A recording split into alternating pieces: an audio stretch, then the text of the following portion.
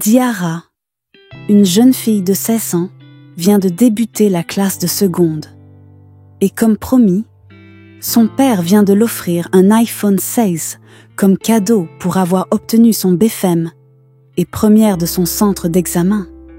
Elle est comme beaucoup de jeunes de son âge, connectée, curieuse et avide de nouvelles expériences. Son smartphone est son compagnon de tous les jours. Elle y trouve de quoi s'amuser, se divertir et rester en contact avec ses amis. Ses réseaux sociaux sont toujours actifs, ses notifications ne cessent de sonner. Et dans sa chambre douillette, elle passe des heures à parcourir des photos, des vidéos et des discussions. Pour Diarra, Internet est un monde fascinant, rempli d'opportunités et de découvertes. Un soir, alors qu'elle explore une nouvelle application de discussion, une notification inattendue surgit. C'est un message d'un inconnu au pseudo de Léo, 99.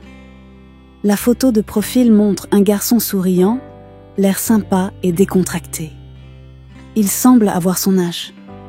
Diarra hésite un instant, puis sa curiosité l'emporte. Elle ouvre le message. Léo, 99, lui dit « Salut, je t'ai vu passer. T'as l'air super cool. Et j'ai vu que t'es très jolie et charmante. Tu veux qu'on discute un peu ?» Flattée, Diarra lui répond avec enthousiasme. Très vite, une conversation fluide s'installe entre eux. Ils parlent de tout. Musique, cinéma, rêves et même des moments difficiles. Léo, 99, semble toujours trouver les bons mots pour la réconforter et la faire sourire. Chaque soir, Diarra attend avec impatience leurs échanges. Léo, 99, devient peu à peu une personne importante dans sa vie. Elle finit par lui confier des détails très personnels, des choses qu'elle n'ose même pas dire à ses amis proches. Les jours passent et leur complicité grandit. Mais un jour, Léo, 99, lui demande quelque chose d'inattendu. Léo, 99. Tu sais, je te trouve vraiment belle. Ça me ferait plaisir d'avoir une photo de toi, rien que pour moi. Diarra hésite. Elle a déjà l'habitude de poster des selfies sur ses réseaux sociaux, mais cette demande lui paraît plus intime. Pourtant, après quelques minutes d'hésitation, elle finit par envoyer ses selfies et des photos où elle ne portait que des sous-vêtements. Léo, 99, répond immédiatement « Waouh, t'es magnifique. Mais tu pourrais m'envoyer une autre photo?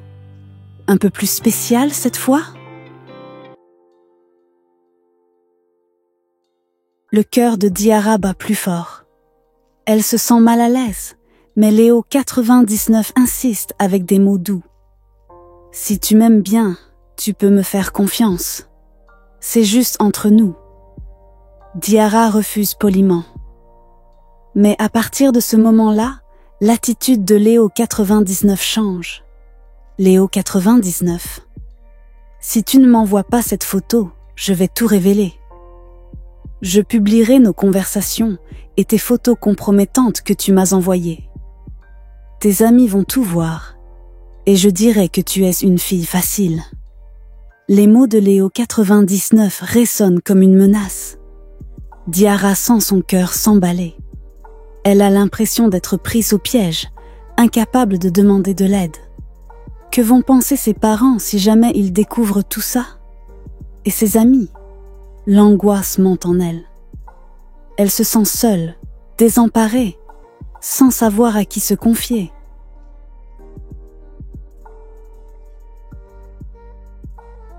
Quelques jours passent dans le silence et la peur. Chaque notification sur son téléphone devient une source de stress. Diarra n'en peut plus. Elle décide alors de faire le seul geste courageux qu'elle peut envisager.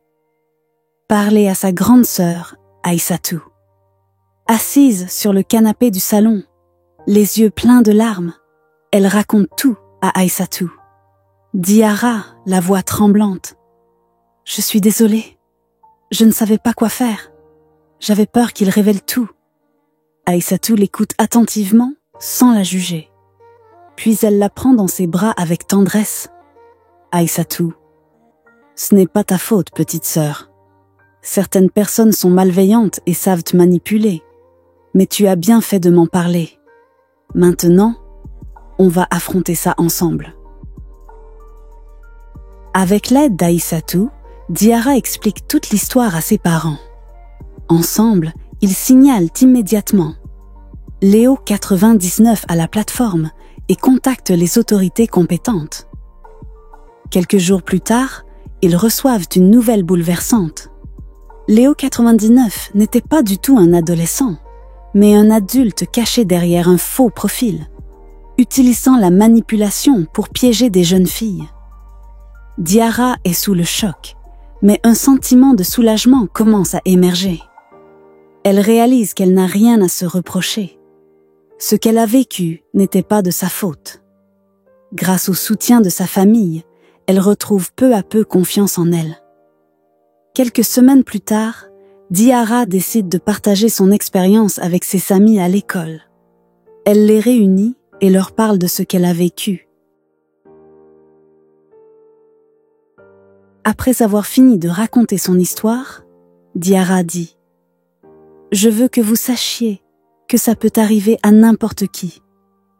N'acceptez jamais de discuter avec quelqu'un que vous ne connaissez pas, même s'il semble sympa. Faites attention à qui vous parlez en ligne. Ne donnez jamais d'informations personnelles. Et si quelque chose vous met mal à l'aise, parlez-en à quelqu'un en qui vous avez confiance. Ne restez jamais seul avec ce genre de problème. » Ses amis écoutent attentivement. Certains la remercient de son courage. Diarra se sent fière d'avoir transformé son expérience douloureuse en leçon précieuse. Dans les jours qui suivent, elle prend conscience que le numérique, malgré ses nombreux avantages, peut aussi être un espace dangereux. Il est essentiel de rester vigilant et de savoir demander de l'aide. Diarra sait désormais qu'il n'y a aucune honte à se tromper, mais que la vraie force réside dans la capacité à réagir. Elle regarde à nouveau son téléphone, mais cette fois avec un regard différent. Elle a appris à mieux contrôler son usage, à ne plus se laisser envahir par l'anxiété que peuvent provoquer les écrans. Elle est plus forte et plus consciente.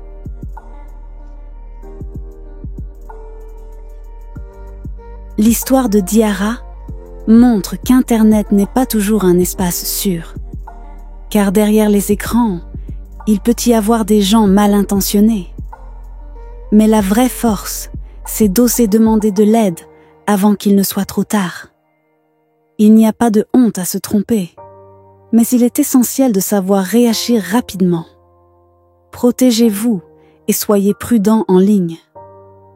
Si quelque chose vous met mal à l'aise, parlez-en à un adulte de confiance. Le numérique est un outil formidable, mais il faut apprendre à s'en servir avec précaution. Merci d'avoir suivi cette histoire. Si vous voulez apprendre à vous protéger en ligne et découvrir d'autres récits inspirants, abonnez-vous à notre chaîne et activez la cloche de notification. Ensemble, rendons Internet plus sûr pour tous. Chaque abonnement nous aide à continuer à partager des leçons de vie qui inspirent, émeuvent et font grandir. Alors, rejoignez-nous et devenons ensemble une communauté de cœurs ouverts et d'esprits éveillés.